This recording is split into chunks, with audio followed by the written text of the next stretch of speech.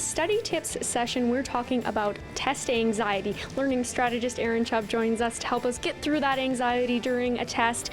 What are some tips, Erin, for preventing yourself from freaking out and panicking during a test? Yeah, well, test anxiety is things that a lot of students have gone through.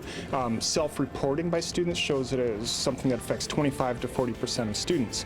Now, of that group, some might not actually have real test anxiety. It might be lack of preparation. So that's one component that, whether you have test anxiety or not, can definitely help reduce your stress and anxiety around an exam. It's just good test preparation. So not cramming, studying at least for a week's time, but really throughout the whole semester is really what makes the biggest difference there. And finding deeper ways of studying, so not simply rereading the material, but going more in depth with it. So that's kind of the study skills component that can really help. In terms of what you're doing preparing for the exam, making sure you're taking care of your well-being as well. If you haven't slept that night, or if you haven't been eating well, you're more prone to having test anxiety, your mind going blank, because your brain is energy starved, right? So making sure you're taking care of your well-being.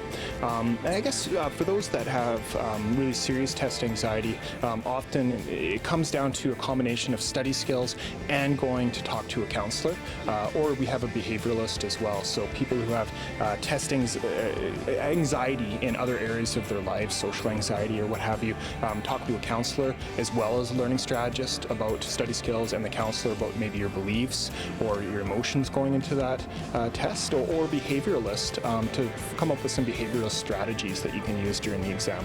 So we have those at the counseling center and the health center here at the U of L. And did you have any tips for when you're right in that exam? Maybe you don't find it so extreme that you think you need to see a counselor, but you do find kind of those anxious nerves coming during a test.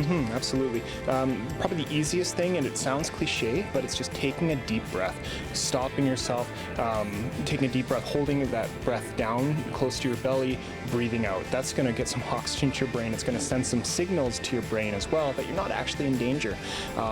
Because when we have test anxiety or any sorts of anxiety, we're getting that freeze, flight, fight response. So reminding your brain you're not actually in danger. And that's something our behavioralist Margaret Miles at the Health Center talks about a lot, is over those behavioral strategies. And then just challenging your own beliefs. So if someone's always going, I'm horrible at math, I blank out every time, I'm never going to do good at math, their own belief system can often get in the way.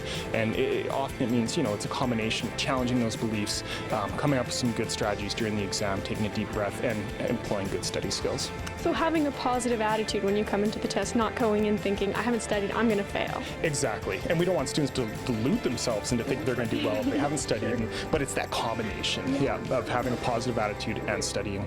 Thank you so much, Erin, for joining us. We really appreciate it. You're very welcome. That is this week's Study Tips.